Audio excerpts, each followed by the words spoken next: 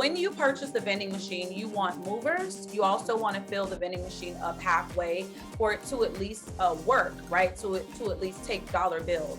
So you want to have money left over for that.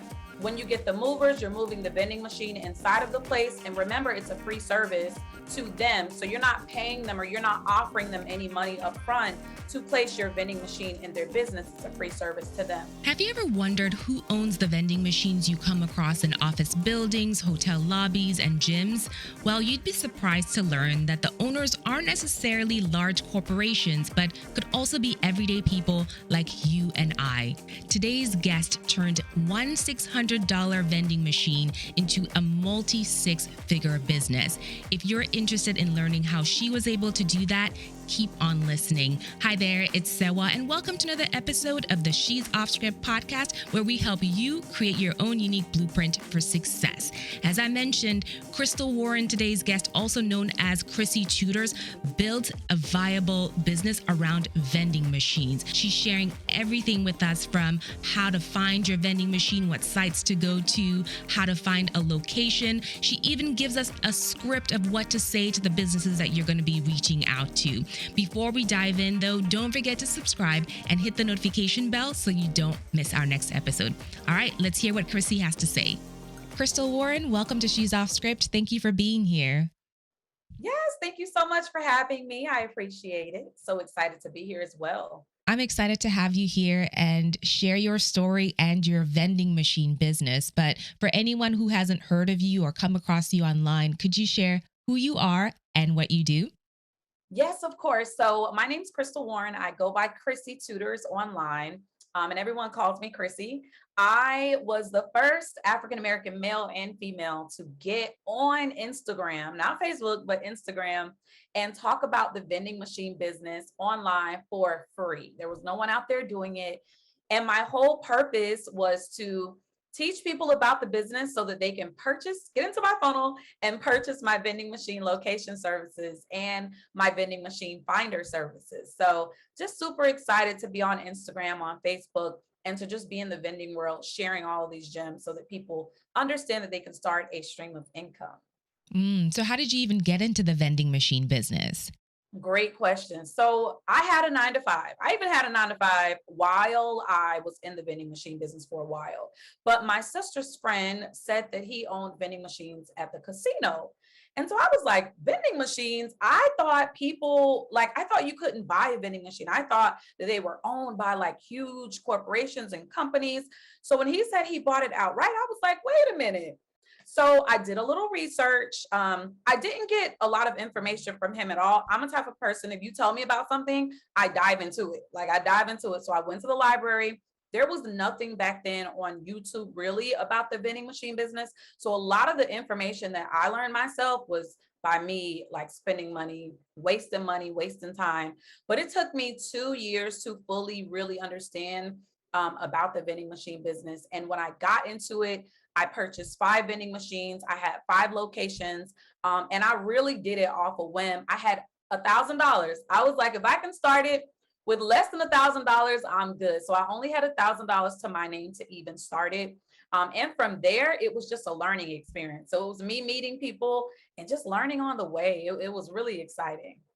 Well, we're about to learn from you today. But when people think vending machines, they've been around forever, right? They're in lobbies wherever we go. And for some of my audience, this is probably the first time they're even considering vending machines as a stream of income, yet alone a business. That being said, with everything that's gone on with the pandemic and maybe even some areas expecting or experiencing a reduction in foot traffic, is this a good time to go into the business, or how has the pandemic even impacted the vending machine industry? Man, I'm happy that you brought up the pandemic, because when the pandemic hit, I was like, oh my goodness, what exactly am I going to do? My location business, it stopped, right? I have people overseas who work for me, so I still have to pay them. So I was like, what exactly am I going to do? And actually, during the pandemic, that was the year that I made the most money in my business, that 1 year alone, that I have ever made in my entire years of being in vending. And it was 2 things. So I had made a statement. I had mentees at the time, people who were learning the business from me. And I said, listen, this is either going to go two ways. We're either going to just have to wait it out for a little longer, not make money for a little longer, or I think that business owners who have employees, they'll want the vending machines and they'll say, Crissy, I need these vending machines. I got my workers, they don't want to come back into work. They want to work from home. No, no one likes COVID. And that's Mm. exactly what happened. So I feel like, I don't think I got lucky, but I feel like because it's kind of like a business that no matter what happens, it's still going to make money. It just happened. I had owners who I had previously contacted. Do you want a vending machine in your business? And they were calling me. So instead of me calling places, I had Mm. people calling me. Hey, I heard you're the vending lady, or hey, I heard you're the vending company. Even people who didn't know me, and they were reaching out for locations. So now I had all these people who had been on my waiting list who I was able to kind of fast track and move into the business really fast. So that was exciting. So I'm not saying obviously no one wanted COVID to hit, but that was my top earning year ever. And for my mentees as well, it was very easy to find vending machines for really cheap.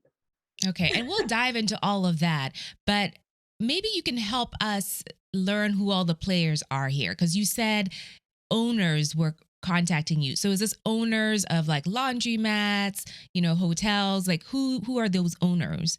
Yes, hotels, motels, apartment complexes. So a lot of the bigger corporations that I normally call to be on their waiting list to be a vendor, some companies, they want you to bid for contracts. Hmm. So instead of having to bid for these contracts, now they were calling me saying, hey, we need vending machines in our business. Does that Why? make sense? Why do Well, they need because them all of a sudden? great question, because their employees, their clients, they wanted to keep them in store. A lot of people stayed home. They didn't want to go back to work. So they wanted to keep them in. What's going to keep someone actually in the working space? Snacks. It works every time. So you got drinks, you got snacks, and they will munch and they'll stay instead of leaving to go to lunch or, leaving out and coming back. They'll stay and they'll snack. It's like the number one Really? thing I tell owners. It's a service to them, free service to them. So they call me and, I got it in there. Okay. Well, for me personally, I feel like I wouldn't trade working from home for any vending machine snacks. But that's Okay. just me. These are workers who already they already worked there. This was already their 9 to 5. So Ah, okay. so so they really didn't too much have a choice, but it Hmm. was an incentive kind of, hey, you're coming back into work. We Mm. want you to we want to make sure you stay at our 9 to 5 job, right? Here's something you've been asking for a long time. It's finally here. But no, it'll never replace a non-working, or non 9 to 5 job. Nothing Hmm. like that. Okay. Now, you mentioned that when you started, you had $1,000. But if I wanted to start, what's the minimum amount I would need to even get my foot into this business? Great question. So I purchased my first vending machine for $650. I purchased an Okay. AP. That's called an automatic product. It's a type of snack vending machine. So you have Hmm. all these different types of model numbers, all these different types of brands. AP is one of them. It was $650, right? So when you purchase the vending machine, you want movers. You also want to fill the vending machine up halfway for it to at least work, right? To at least take dollar bills. So you want to have money left over for that. When you get the movers, you're moving the vending machine inside of the place. And remember, it's a free service to them. So you're not paying them or you're not offering them any money up front to place your vending machine in their business. It's a free service to them. So what I would say till this day, because again, I started, 6+ years ago when it was a little bit more cheaper, but now I would say around 1,200 to around 1,700. Expect to spend that much now because many people are moving in and kind of understanding that vending is a thing. Mm. So kind of have that on your head, like 1,200 to $1,700.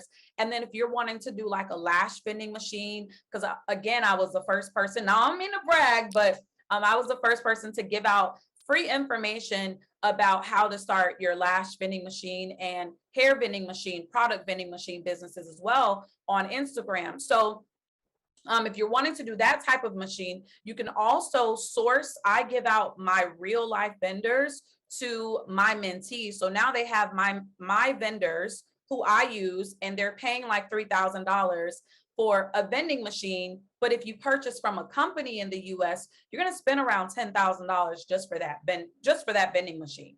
Not the Wow. vendor, but just for the vending machine. So it really depends. Product machines a little different, and then snack and drink, I would say around 1,200. Okay. So within just the different types that you mentioned, so the AP with the product machine and then the snack machine, I've noticed that now people aren't carrying as much cash. So are you paying a premium for kind of the credit card and the tap to scan or scan tap to pay, whatever it is? Are there, different variations there too? Yes, yes. So there are different types of card readers that you can get. My favorite is Nayax, right? And I am an affiliate with them. So of course I'm gonna shout their name out. Hmm. So Nayax, Nayax, they are my favorite, but there are other credit card readers to use. And I would say a credit card reader will 10x your sales if you're just using cash, because everyone has, a card. Hmm. And then they also offer, there are different apps as well. So let's say if you didn't put a credit card reader on there, you can use an app, and then they can pay for the product through the app and get the product vended to them. So that's another way as well. So cashless is always going to be top tier right now at this point in the game. Yeah, especially with the pandemic, people are talking about coin shortages and things. I don't Mhm. know. I don't carry cash. My husband does sometimes, but that's a good option to have. So you mentioned how to get the vending machine out of wherever you find it, but where do you actually find it? Where do I go to get this $650 machine? Great question. So I always say use. Now you can purchase new machines if you'd like, Mm, but there are used vending machines, which are vending machines that someone's just reselling to you. They don't want anymore, or they sold their business. There's refurbished, meaning they took that vending machine, they took a part of the vending machine out, and then they replaced it with something new. So that's a refurbished vending machine. And then there's brand new. So if mm, you want to use vending machine, my favorite places are OfferUp. Let Go used to be one, but now it merged. Facebook Marketplace, always my number one. And Craigslist. A lot of people don't think that you could still go on Craigslist, but listen, I've gotten a lot of routes off of Craigslist. Routes just mean there's a vending machine, you put it in a location, and then you buy the vending machine and the location. So those are the different places that you can actually go and purchase a vending machine from. And you're okay. purchasing it from an owner, not really from a company, but from the actual owner. Okay. So that's good to know that it's in areas that are accessible, because if you think about industries like the jewelry industry or whatever other industry, you need some sort of a membership or a license to even be able to access machines. So I'm glad anyone literally off the street can walk onto Craigslist and say, "Give me that machine," and they can call around to place it somewhere. But what Yes. makes then an ideal vending machine location? How does one pick one that's actually going to be profitable for them? Great question. So that is like the number one thing in the vending machine business, finding a Mm, location. So my business, we are a vending machine locator service. So we will find vending machines for you, right? So you have to really, really, really figure out which type of machine you want first. So I always say location first and then vending machine second. However, I also say figure out which type of vending machine you want. So if you want a drink vending machine, where are you going to put that? A gym? You can still put that in a barber shop. You can still put drink vending machines everywhere else. But if I have a drink type of vending machine, and let's say I want to put in Powerade type of drinks in there, mm, then I know that I need to contact all of the gyms in my area. Normally, if you go to bigger gyms, they already have people who are contracted with them. But if you go to private gyms, those are the best. So you go in there, you have your vending machine proposal, you have your contract in hand, you have a little, you can do a folder, you can do a binder. It doesn't really matter, but present it well, right? And you can also email them too. You take that binder, you go to the location, you speak with the vending machine owner. Would you like for me to give like a little spiel of yes, what I say? please, please. Okay, I don't know how much time we have. But hey there, my name is Crissy. I would love to place my Powerade vending machine inside of your, I don't know, phone gym. I'm just making up a gym there, phone Hmm. gym. Um, and so you're speaking to the person who was like the secretary or one like the assistant manager or whatever. You want to present yourself to them and let them know. You don't want to just go in there and say, "Hey, can I speak to the manager?" Tell them what you're doing there. They're going to be the ones to rant and rave about you to the manager and say, oh my goodness, we have this young lady. She wants to place a Powerade vending machine. I'm tired of these people asking me for free water. Make them pay, John. So John's going to come out and you're going to repeat the same thing. Hey, my name's Crissy. I place Powerade vending machines in gyms like yours. I would love to place this here as a free service to you and your clients. That's all you need to say. Wait, and you have the binder in your hand. Wait until John kind of says some stuff, see what he's saying, and then just answer his questions based on the questions he has for you.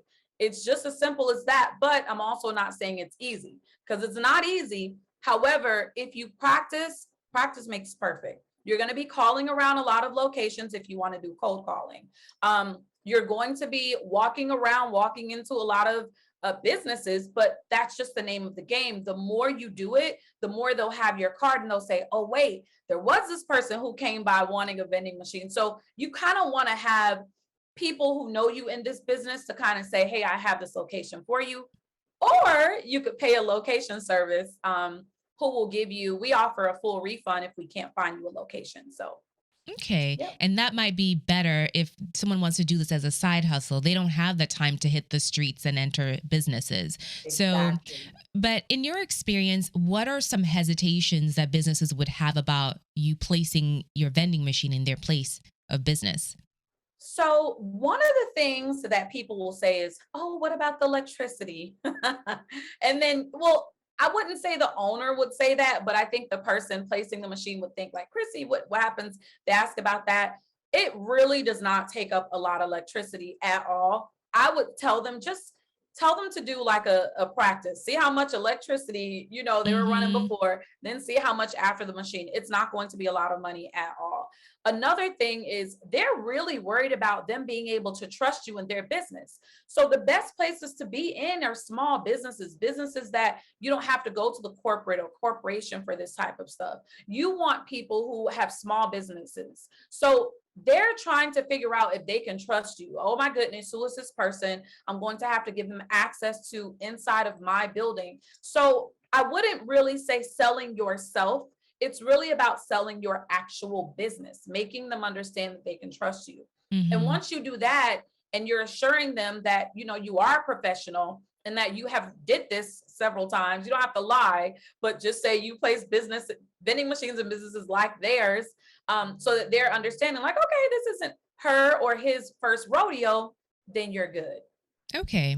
Now you mentioned having to have access to buildings. What does the maintenance and upkeep look like? Because I've seen people dressed in uniform, replenishing vending machines. Am I going to have to do that? Can I outsource that? What does maintenance look like? Yeah, so I love outsourcing. That's the number one thing I did. I was tired of getting my daughter from school, then going to the vending machines. And then you got to remember, I also had a 9 to 5. So I made really good money in the vending machine business, and I had a 9 Sorry, to 5. what's really good money? I made 6 figures. I made 6 figures in the business when I also worked my 9 to 5. Yeah. Yes. So while I was, remember, I was also a vending machine locator. I also outsourced routes, find routes. So I do other things in the business that acquired the 6 figures back then. Now I'm in multi 6 figures, but back then it was just 6 figures. And so I was tired of getting my daughter and bringing her. So I hired 3 high school students. They were all 18. They were in Miami Beach, Florida. I hired one and he kind of got the 2 to help them. I would have them to go to the warehouse, pick up the materials. I would buy the materials from Sam's Club. They would go pick it up, stock the machines, and I paid them. Yes, unfortunately, I did deal with a little bit of theft. Theft is still eating the candies and the chocolates. High school students, right? They got to take their cut off the top. Exactly. So I think at the time I thought it is, nah, you stole from me. But if I would do it all over again, I would have just really kind of taught them a lesson and still let them keep that job. I learned a lot from that myself, but I would have let them keep that job because guess what? Now I was back stocking the machines again. Yeah. That was just the part of the cost of doing business. So, for me, it was learning to do things that I didn't have to really put my hands on. So with the maintenance, you can go to a vending machine and really let's say you go after a week, you've stocked it. The only things that might be the problem are the dollars won't go inside of the bill validator. The coins go down. They don't, they go all the way down so they don't bend the person their snacks and the person Then walks people around with shake their the money back. machine and maybe break Right, it. right, right. So the main reasons are the bill validator. Well, the dollar's stuck inside of the bill validator. So all you pretty much have to do, open the machine. Sometimes you'll see where it's stuck. They have sensors in there that'll kind of catch that. And then let's say the coins don't go inside. You want to check the coin mechanism as well. And sometimes it could be like pennies. People could put in like the little dollar coins, just things that don't go inside of a vending machine, or sometimes they just get stuck inside. So those are like the main issues why people will call someone else to come and fix their vending machine. And so I would say the number one thing with that is if you outsource to people, you'll have to also outsource someone else maintaining it. So if you have people just stocking your machine, you're also going to have people, you're going to have hire people to fix your machine as well. That costs around $100 an hour sometimes for people to help fix your machine. But I teach people how to fix their own vending machines, the minor problems. If it's dealing with the motherboard or any type of wires, I don't do that. I can't legally do that. But just like minor problems, I teach people how to fix it, how to fix the machines. And that makes sense. But if you're in a very high traffic and it's a very profitable area and it's not going to break down often, you may be fine paying the $100 an hour because you'll make it back fairly quickly. Exactly. That's how I looked at it. Yeah, exactly. Cost of doing business. But do you find that it's a profitable business if you're outsourcing everything? Or do you have to have multiple machines in order to actually start to cash flow? So the number one, and I love saying number one, right? There's so many number ones in vending. It's all important. I love teaching people multiple streams of income in vending. You learn multiple streams of income here, multiple streams of income there, but you don't understand that multiple streams of income doesn't have to mean multiple businesses. There are multiple streams just in vending alone. So when you can have 20 vending machines, I know people personally who have 20 plus vending machines and they're only making $40,000 in the business. I know people who have 2-3 vending machines and they're making 60K plus. It's all about figuring out exactly what you like to do in vending and then just doing just that. So I source vending machines for people. I have mentees, they only source my vendors who I get from overseas. They only source those. So they sell those vending machines to other people. They drop ship them, right? I have people who only find locations. Some of my mentees, they work with me and they're like, wait a minute, I think I want to be a vending locator. And so they're a vending locator for their community. And now, they're making 1,000 plus a month and all they're doing is sitting at home. It's a side hustle for them. They're just sitting at home, finding locations and then reselling it to their community. So for me, it's really all about the multiple streams of understanding that you can do so many other things in this business to make money selling parts. You can be the maintenance person in your community. Once I teach you how to fix vending machines, or you don't have to learn from me, go on YouTube, right? Go to the library. But yeah, for me, it's more about like the multiple streams and not about the number of vending machines you have. Okay. Now, this is sounding like, up and to the right, like everything once you get established looks rosy, but in reality, what are some of the risks or pitfalls we need to be aware of in this line of business? I love talking about the goods and the bads. Yes. All right. So, in this business, you have to understand location is number one. So if you unfortunately don't want to pay someone to find you a location, understand that you're going to have to put in some time. You're going to have to put in some work just to find a location. Okay. Another thing is if you're not filling the vending machines like you're supposed to, these locations will kick you out. And it doesn't matter if you have a contract with them or not. Some people think, oh, I'm just going to get a contract and I'm just going to be in the location for 2 years. I always say, don't do a 2-year contract with anyone, whether it's at a mall, a big corporation, doesn't matter. You don't want to put yourself in a situation where you can't abide by the contract, right? So understand that, get in the location, make sure you're doing what you're supposed to do so you don't get kicked out. Another thing is if you go to a vending machine, yes, I tell you to go to OfferUp and buy a vending machine, but if you don't know what you're looking at or looking for, Mm. that could be a potential vending machine that won't work.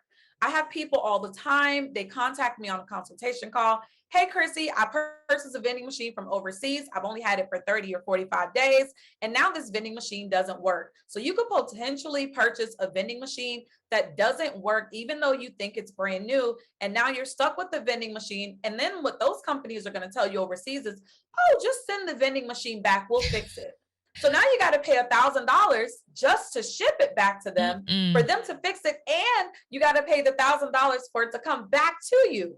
So, and they know that as well. So you got to read the fine print. I'm not saying all vendors do that, but you got to read the fine print. So understanding all of vending, you don't have to get a mentor. You don't have to pay anybody for knowledge. I have a lot of free information on my page. I had several people contact me all the time, and they're like, Crissy, just buy your page, just buy your lives. I've gotten my machine. I'm good. I'm making really good money, or the money I'm comfortable with making. I'm not saying you're going to be rich off this business. However, you just want to make sure you have all your dots in a row before just jumping in and thinking. It's an easy thing to start right away. If you got the knowledge, then you're good. But if you don't, just give yourself time. Don't rush. I promise vending, even 5 years from now, it won't go anywhere. The only thing to me that will happen is technology will be upgraded, and we will be looking at, mark my words, a lot more touch screen vending machines than regular vending machines in these corporations. Yeah, I would say in general, the US seems to be behind on that technology, because if you go to some Asian countries, in Japan, they have some fairly high tech vending machines. So I wonder if there's going to be more of a preference for high tech in the future, and you'll have to kind of upgrade just like any business would have to. Yes, there will be. There's a huge wave coming of technology, and we really have to catch up to it. I tell people all the time, if you have your vending machines in a location, it's a corporation, it's a really nice place, nice hotel, nice motel, try to go ahead and start taking your older machines and putting them into the smaller companies and upgrading. I know you're making good money, I know you don't want to spend the money, but upgrade to these touchscreen machines because they're going to want them. It makes their place look better. And now when someone else comes and try to steal, I call it steal your location, the company's going to be like, what type of machine are you putting in here? I don't want that raggedy thing. No, I'll keep Crissy. I'll keep her. I love it. I love it. Now, you've given us so much. And quite honestly, maybe even just off this episode, people could get started. But for those of us who probably are going to need a little bit more of your mentorship, where can we find you? Where can we connect with you after we listen to this episode? Yes. So you can find me on at Crissy Tutors on Instagram, CRISSYTUTORS on Instagram, and then at Vending Factory 1 on Instagram. And then on Facebook, I'm at Vending Factory. So you can find me on both Facebook and Instagram. And if you'd like, we also have a webinar, so you can come learn a little bit more about the business and ask me questions on there. And if you end up purchasing the course, because I do have a vending machine course, if you use the code podcast, only for those who are tuned in on this podcast, PODCAST, you can get a code for 40% off for the vending machine course. Wow, that's a great discount. You gotta hurry because the link will go away. It's only for people who are on this particular podcast. If you enjoyed my conversation with Crissy, I want to remind you that we have over 150 audio episodes you can listen to on she'soffscript.com, Apple Podcasts, or anywhere else audio podcasts are available. Before you head out, don't forget to subscribe and hit the notification bell so you don't miss our next episode. All right, we'll see you right back here next week. Bye.